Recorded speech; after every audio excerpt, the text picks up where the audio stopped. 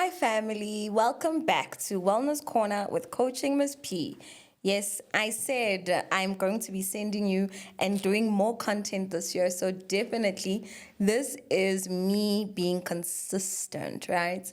And I think for today's topic, I really want to talk about mental wellness coaching and how it's grown, in the last few years when I first started. So, for today's content, I really want to talk about mental wellness coaching and how I've seen it grow in different spaces with different people, in the work that I'm actually doing and what I see other people doing.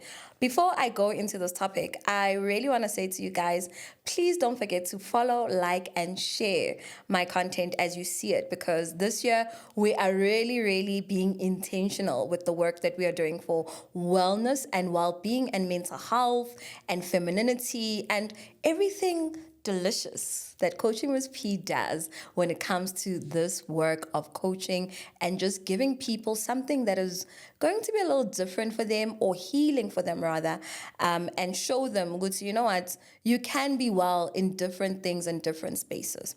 Without a further ado, let me just say to you guys, I actually think that it has been very interesting to see how mental health in the last couple of years has grown, where people understand themselves.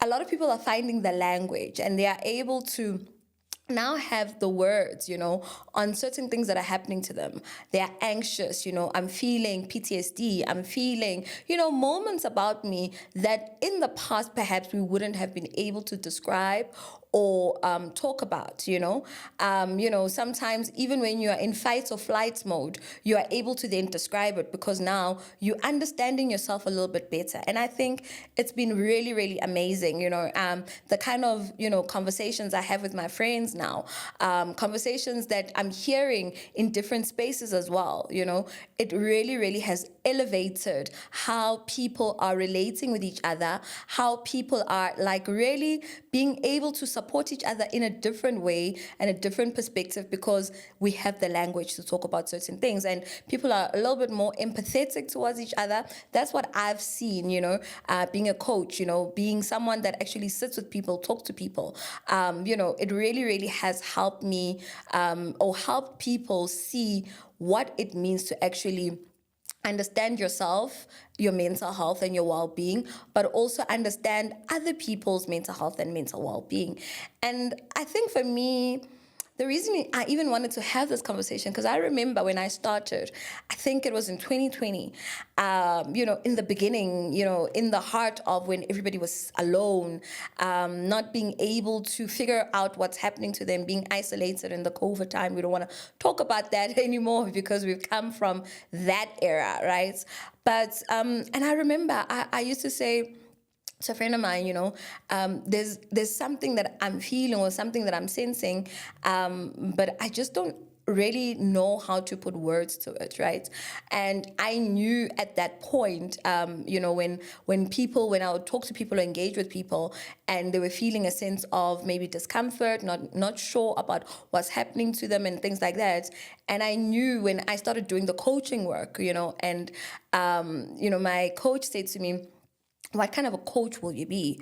There's life coach, and different coaches. There's financial coaches and all of that. And I said to her, I want to be a mental wellness coach. And she said to me, oh, there is no such thing, as a mental wellness coach. Are you sure, that you can be a mental wellness coach? I said, yes, I think I can definitely do this because it's how I want people's mental well-being and mental health to really be, looked out for, because it is something that I was experiencing perhaps in my space from a wellness perspective. And I knew that not a lot of people had the language for it. So that's, I then started and called myself a mental wellness coach. And what I'm finding now, 6 years later, is that a lot of people, there are people out there that also call themselves mental wellness coaches in this era and in this time, which is very, very beautiful, which is very, very nice, because that actually means that, you're somebody that takes the coaching work seriously,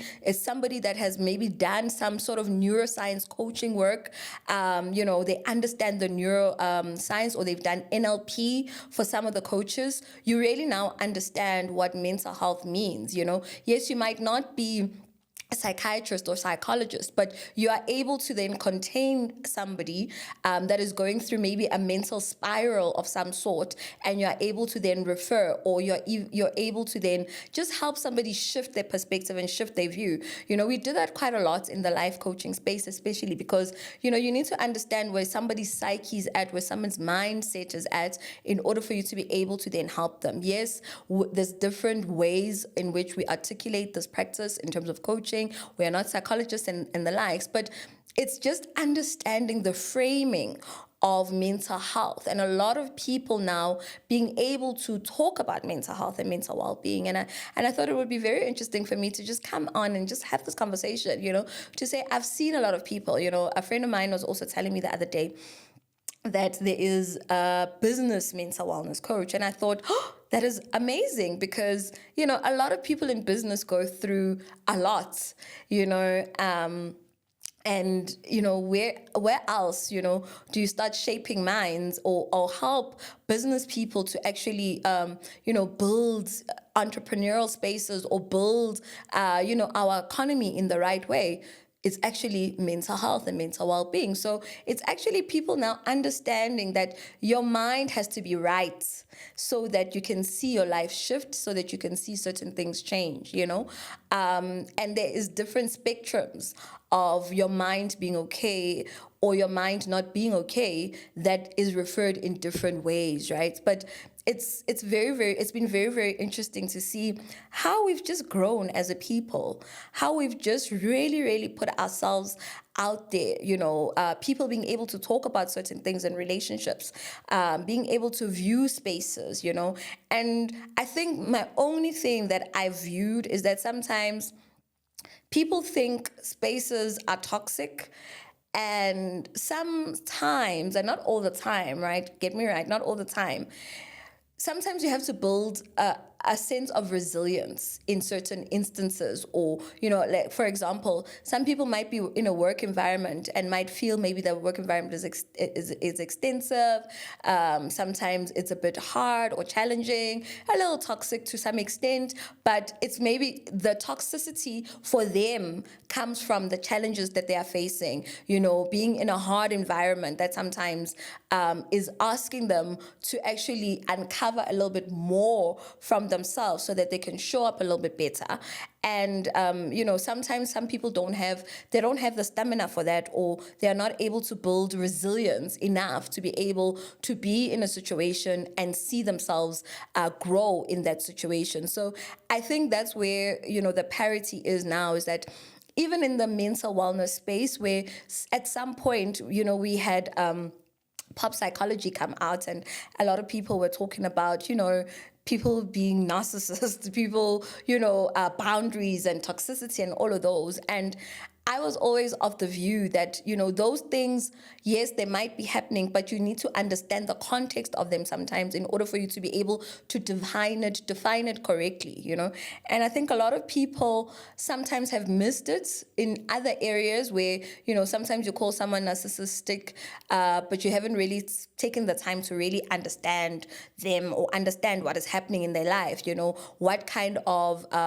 attachment style or what kind of individual are they. So it's easy for you to then, call them a name that is so harsh in that space. It's easy for you to cut people off and say you're building a boundary, but actually, are you also taking the time to look at yourself? Are you also taking the time to actually ask yourself about this relationship that you are actually cutting off so harshly, and trying to protect yourself from it and calling it a boundary without actually weighing the pros and cons of the relationship, or the history or the impact that you actually had or have on each other. So I think that in this space of wellness and mental health and well-being, people still need to grow in actually understanding context a bit more, and I think it's very, very important to understand the context, because you can't always call somebody a name without actually, diving a little bit deeper. And I'm not saying stay in situations that are bad for you. If you feel the way that you feel, your nervous system is rejecting whatever the situation might be, it's okay for you to take a pause, so that you can just reassess and process things. But it's also important for you to then go back and ask yourself, how am I reacting? Is this a healthy boundary that I'm actually building, or is a boundary to shut people off? Am I being fair in calling the next person X, narcissist, or am I actually just throwing the last thing that is actually to protect myself? Because again, mental wellness and well-being and all of that is the actual nervous system. It's the pathway, it's the neural pathways that are happening in your brain. It's how you're actually wired. So sometimes it's easy for you to react in a harsh way in this space, because that's what you're protecting yourself. And most of the time your nervous system is always going to want to protect you. So in mental wellness and well-being, you must just ask yourself, am I doing what's well or what's good for me in this instance, or am I just heightening the experience and trying to protect myself? And really have those internal dialogues, or have that conversation with yourself. And if you're somebody that is like, okay, I really need to understand myself because I've created patterns, I've created things in my life that I've done and I've seen them being done to me, but I've never really understand because it keeps on happening time and time and time and time again, I'd say to you, book a session, with someone like me who can actually just help to understand what is really happening, the root of what is happening to you, that will make you uncover and unearth, so that you can shift, in this wellness, in the wellness perspective, but also your mind being right. Because when you start understanding your mind and start understanding yourself from a mental health perspective, you are then able to make more informed decisions that will help you. Decisions that will show you, that the world is not always against you. The world can be a beautiful place if you have the right tools and the right people around you. So yeah, I just wanted to come on this episode and just say kudos, to everybody being able to take care of the mental wellness and wanting to do the mental wellness work. And also, from when I started, and I never really saw anyone else doing mental wellness, and now being able to see, a couple of people talking about mental wellness and checking in, it's a very, very good thing to see. And I hope we keep on growing as a society and we are able to unpack things realistically, because remember, it's all about, being in healthy communities, building a healthy nation. And we don't always have to be so dramatic and always so reactive, and protective in how we react in certain situations. But if your nervous system is still there, it's okay. But, sometimes you just need to and just come back and really start processing things, or processing the things that have happened around you and to you, so that you understand why you react the way that you react, and if that is healthy for your mental wellness and well-being. And also remember, guys, people are parents. You have people around you, leaders and things like that. So there are people that are also watching how you actually move, and that's how you also build their mental health and mental well-being. So it's a very, very big conversation to have, because it's, we are all impacting each other. We are intertwined. We transfer to each other. We co-regulate together. There's a lot, but I'm really enjoying seeing healthy mental wellness out there. People doing amazing things, which I know I said I'll bring to you guys soon. So keep looking out on this page, keep looking out on the work that I've done.